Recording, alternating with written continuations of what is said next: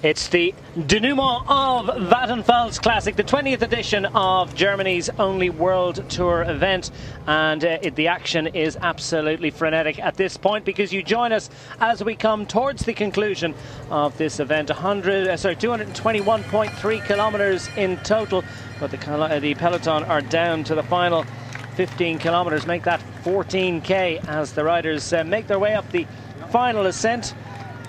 And we're in Hamburg, racing towards the conclusion. And this is Linus Gerdemann, local rider, racing with Team Cult Energy, a team reborn because they got the news that they will be racing again next season, and overjoyed with that. And racing on home roads, Linus Gerdemann has tried his luck. Van Mark is just behind him, and we're racing towards the expected sprint finish in Hamburg in just under 14 kilometres time. Or will it be, because there are so many riders that are trying their luck off the front of a much reduced peloton. There's been great action all day, a four-rider breakaway including Alex Dowsett, Jan Barta, Matteo Bono and Martin Mortensen were caught with about 50 kilometres to go.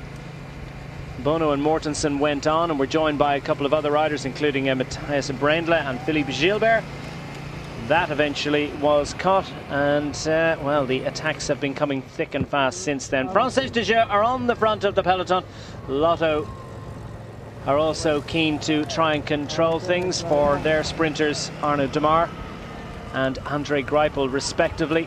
Katusha have also been very involved in trying to control the action at the front because they've got the reigning champion of this race, the man who has been on such fantastic form all year, Alexander Kristoff of Norway.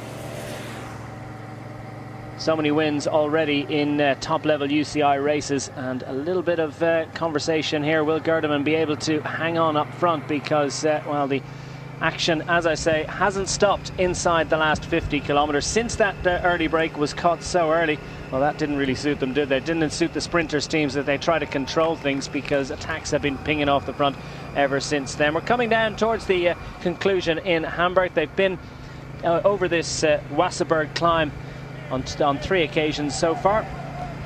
Julian Alaphilippe of Edix Quickstep has joined Gerdemann up front, and that is a wonderful stalking horse situation for Edix Quickstep because they've got Mark Cavendish in the group behind.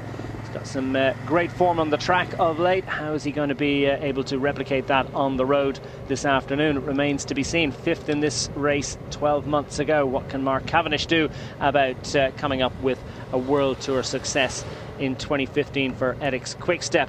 Katusha controlling things on the front. Française de Jeux also there with Lotto. And alongside me to survey the scene is Tony Gibb, and it's a breathless conclusion to the Vattenfall Classic. Very much so. Good afternoon, Declan, and good afternoon everybody at home. With just 12 kilometres to go, it looks like Gerdemann and Alaphilippe are going to be brought back fairly soon. That remainder of the break that started with the Lotto Jumbo rider in the middle of just being brought back, as you can see, and the bunch of, what, 35 riders at the very most are teeing this up for a sprint. We've just come over the top of the last climb of the day, dropping down into the city alongside the river and the port, and then we will have the finish of this race. It's a race that's rich with sprinters this year, you know, especially MTM Quebec. They've got 5 sprinters in their team for this race, so a wealth of riches. And I think if it does come down to the bunch sprint, we are going to see some fast and furious last couple of kilometres. Well, I wonder if the presence of Julian Alaphilippe here for Edix Quickstep doesn't indicate perhaps that Mark Cavendish isn't in that group behind. We've no confirmation on the exact composition of what is a fairly small group. You can be sure there's some very fast finishers in there, but has Mark Cavendish? And if he hasn't, well, you know, I think it's unreasonable to expect that he's going to have great form. He hasn't had a lot of racing recently. What he has had has been on the track. And of course, we have to congratulate Mark and his wife Peta on the arrival of their baby boy, Frey David, on Monday. Congratulations. They've 3 kids in the house now, isn't it? So it's a busy time for Mark Cavendish in so many ways. Contract up for renewal as well. Just coming down to 10 kilometres to go. Is it going to be the bunch finish that we've expected? And just how big is that bunch going to be? It looks as if it's all up for Julian Alaphilippe and for Linus Gerdemann. Gerdemann wants to persevere, the man from Team Cult Energy, the local rider racing on home roads, clearly full of fight. But Team Katusha have closed this one down. We've got a wealth of sprinters in this race, as we said. Kittel, Nicholas Arndt for Team Giant Alpecin. I'll be amazed if Kittel's still there in this bunch at the moment. Team Sky have got Swift and Viviani. Look down, Moreno Hofland for Lotto Jumbo. As we said, into MTN with Scholek, Bosenhagen, Theo Boss, Matt Goss, Tyler Farrar, double winner of this race in the past. He's the only rider to ever win this twice. So yeah, looking down, there's sprinters everywhere. Sam Bennett from Bora Argon 18 is had great form recently. So and we can see Bora there lining it up as well. So don't know if it's for Sam Bennett. Zach Dempster's also riding for them, and British rider Scott Thwaites from Otley in Yorkshire. So both they've strong got sprinters, yeah. Both strong sprinters, especially Dempster. So they've got some chances as well. Bora Argon making their presence felt towards the front of the peloton. This is a very important race for that pro-continental level squad. No surprise that they got an invite. Team Lamprey, well, they've got sprint options in the shape of Bonifacio and Chimalai, and they are chinning it off the front. Well, Bonifacio's just signed for Trek Factory Racing for next year, so not too sure how motivated he'll be, but a win's a win. And it's that funny time of year, isn't it? Because you've got riders signing for other teams and not really sure of the political side of things. And as we were saying just before we come to air, all of a sudden you'll see a rider and you think, hang on a minute, I don't recognise that rider at all. And it turns out it's a stagiaire that's riding for a team that you've never heard of. So interesting time of year politically. Yeah, it can be difficult sometimes for teams to fill their rosters. But this, of course, is a World Tour event. This is round 23 of 28 events on the World Tour. It's Germany's only World Tour event. It's been running, let's say, for exactly 20 years, 20th edition this year. It's had various names over the years. Originally known as the Hughes Cyclassics back in 1996. And of late, has been called the Vattenfall Cyclassics. 2006, it adopted that title of the big energy company that supports it, and indeed it's a big weekend festival of bike racing in Hamburg. It's one of these events that's a bit similar to Plouay and one or two other events around the world, where there's lots of amateur racing, there's plenty of sportive racing, some youth and underage racing as well. I think 8 seconds for Alesi. It's a handy little effort, this. Viviani still there, as you can see, being looked after by Ben Swift and Lars Peter Norgard near the front of the bunch there. So Sky have got some options as well. And just following on from what you're saying, I think this is now the world's biggest sportif this weekend before this race. I think you know, there's thousands of riders that come out. I think 35,000 was the last figure I think was quoted. So Alesi here pushing on, and got, you know, people that are new to bike riding will think, hang on a minute, he's away, he's got a great big gap here, but that 5-second gap will come back very, very quickly indeed.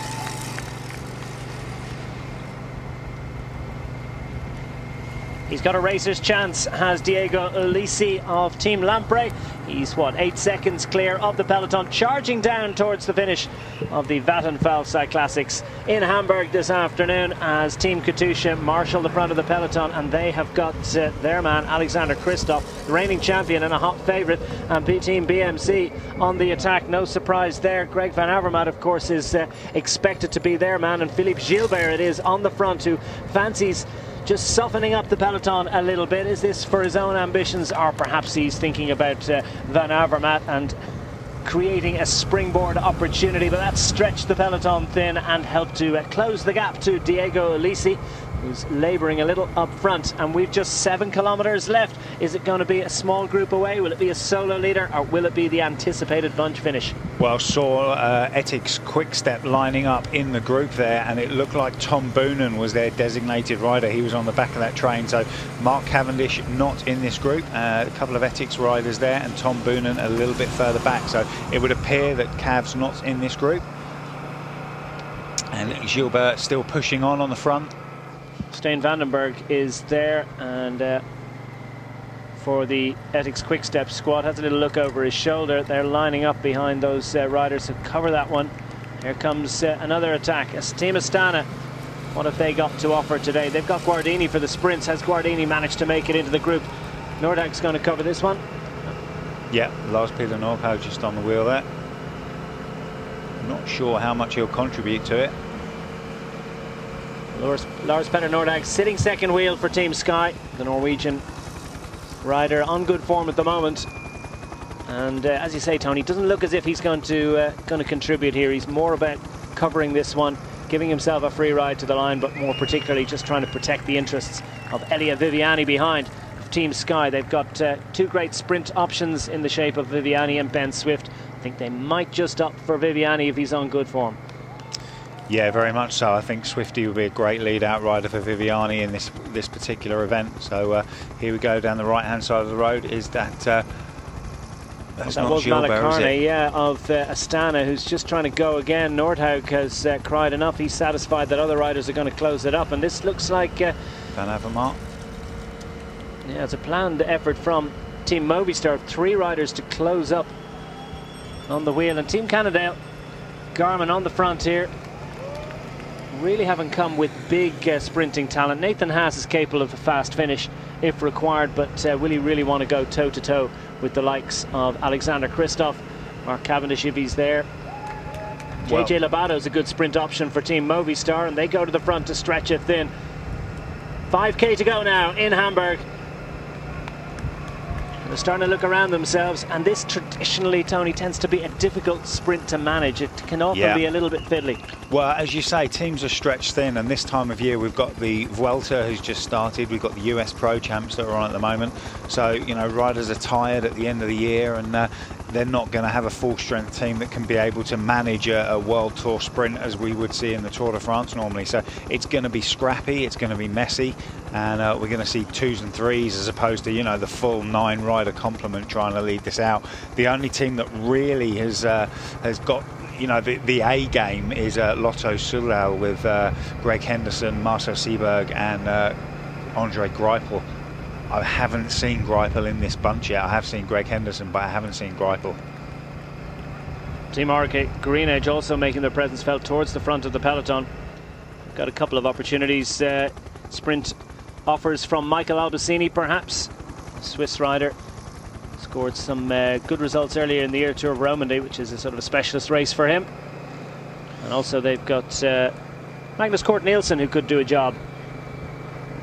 Don't forget Simon Yates is in here as well, and Brett Lancaster. So if they've got over this climb, Brett Lancaster especially, if this is Brett Lancaster attacking, he's a pursuit specialist. So he's more than capable of attacking and putting his nose out there for 4 kilometres. Well, one flew east and the rest flew west there. Going to the opposite side of that little bit of... Simon Clark. Little bit of road furniture. It all amounts to just a few seconds advantage for Clark of Team Orica Greenedge as the Katusha squad line up on the front of the peloton. And Giant Alpecin are starting to make their presence felt as well on the front. Only see one jersey in there from MTN Quebecer at this moment in time. And look at Lotto. Greipel's there. Greipel is in 4th place at the moment. So Greipel trying to be set up here by the rest of the Lotto Soudal team, and Giant Alpecin massing on the right-hand side.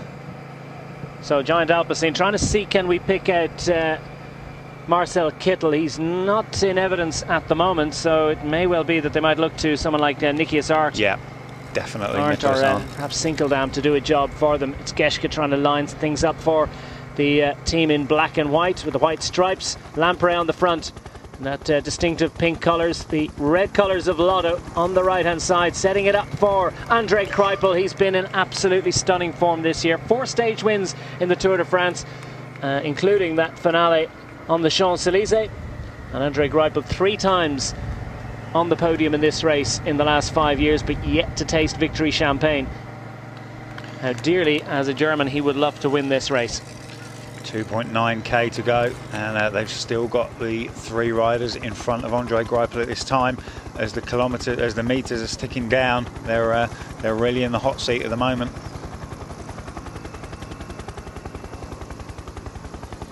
Inside 3 kilometers to go in the Vattenfall Cyclassics in Hamburg as the bunch are shaping up for a sprint finish, but it looks as if there's still a few opportunities for the late attackers. The bunch not able to really get this thing organised, and the pace just not at a sustained level to prevent these solo attacks, and that's going to make it difficult for them to control and to manage it with just over 2 kilometers left. Orica Greenedge on the attack, powering clear of the peloton, and Lotto trying to control things behind. This looks like Albacini to me, but he's got 25-30 metres. Lotto have got this under control at the moment. 2k to go with 2 riders still in front of Greipel. Just nudge someone there with his head to get him out of the way. I think there may be just 1 rider short at this time with 2k to go. They might struggle and let someone else in front of them just to take the pressure off a little bit. Greipel comes off the wheel of his lead out rider to go lone wolf a little bit, just backs off a bit. I think that's good because he was far too close to the front. So now they've got a few more riders in front of them to contribute towards the pace making. Inside 2 kilometers to go now. Team Katusha are trying to put manners on the peloton. Team Lotto have throttled back for a little while. Crashes behind. Well, they're almost inevitable. Boonen. Is that Cavendish? Boonen. Oh, Cavendish. Cavendish is on the floor. Mark Cavendish on frustrated. Looks like he'd made it over the hill and with the group, and unfortunately has been caught up in a crash. So that's Alex Quickstep are going to have to revise their planning. It's not going to be victory today for Mark Cavendish. Will it be for Alexander Kristoff? His Katusha squad are trying to set things up on the front. We see Team Bora Argon 18 trying to get organised as well in the centre in the black jerseys. Then on the right hand side of picture we've got Team Giant Alpecin. Lotto on the front once more. Wow, wow, wow. This is going to be a rip-roaring finish. Who's going to take this one? Sam Bennett's in there. Viviani's in there. Kristoff's in there. Looks like Greipel's still being let out. His last teammate, 1k to go, just under the barrier. Trek Factory Racing also visible in there, and they've got the man who finished second last year, Giacomo Nizzolo, on their roster this afternoon. A man who's well capable of finding his way through on difficult finishes. The youngest ever winner of this race, Arnaud Demar. Well, he's started today for Française des Jeux, but it looks like it's nicely set up for André Greipel and indeed for Team Katusha's Alexander Kristoff as we come to the line with just over 500 metres left. Team Katusha have the opportunity to set it up. Looks like it's all about Team Katusha at the moment as Kristoff waits to launch, and on his wheel he's got the imposing figure of André Greipel. Has Kristoff got enough to hold off Greipel? Greipel comes for the line in the centre of shot in the red for Team Lotto. That's André Greipel who gets the victory in Hamburg. Listen to the cheers of the crowd because André Greipel has taken victory in the Vattenfall Cyclassics for 2015. A stunning piece of work by his team and a wonderful finish by the German who just can't stop winning at the moment. He's in absolutely great form and this victory will mean a lot to him. Team Katusha did what they could. Alexander Kristoff, one of the best one-day riders in the world, but found himself leading one of the fastest men in sprinting over the last 10 years. André Greipel it is who gets the victory.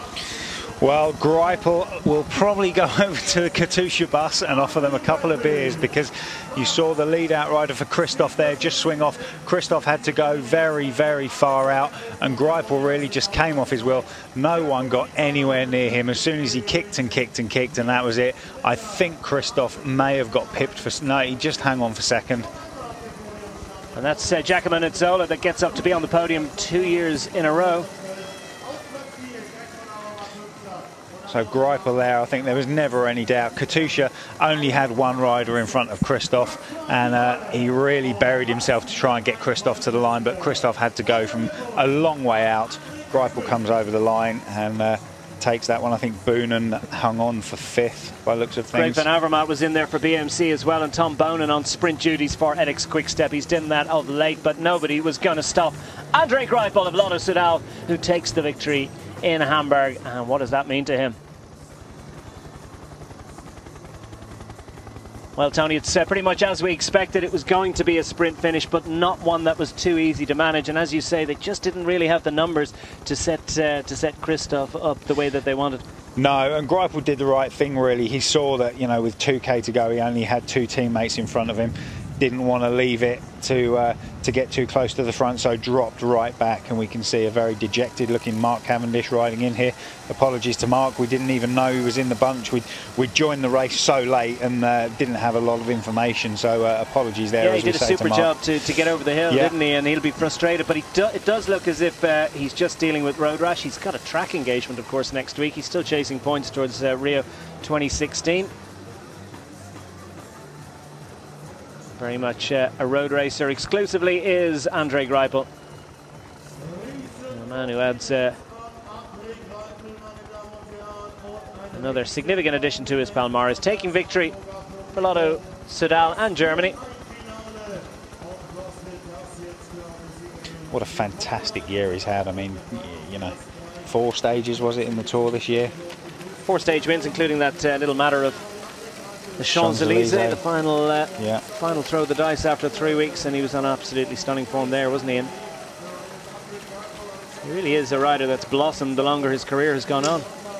Yeah, Mark Cavendish, so frustrated for him. Sorry. Yeah, absolutely. You almost thought when Kittel and Degenkolb come along, it was like, well, you know, he's on the way back down, but clearly not. So no luck for Cavendish as Greipel takes victory in Hamburg this afternoon.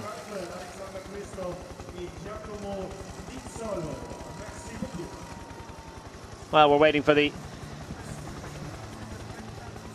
finishing order is confirmed. Andre Greipel gets the victory ahead of Alexander Kristoff, and Giacomo Nizzolo on the podium for a second successive year for Trek Factory Racing.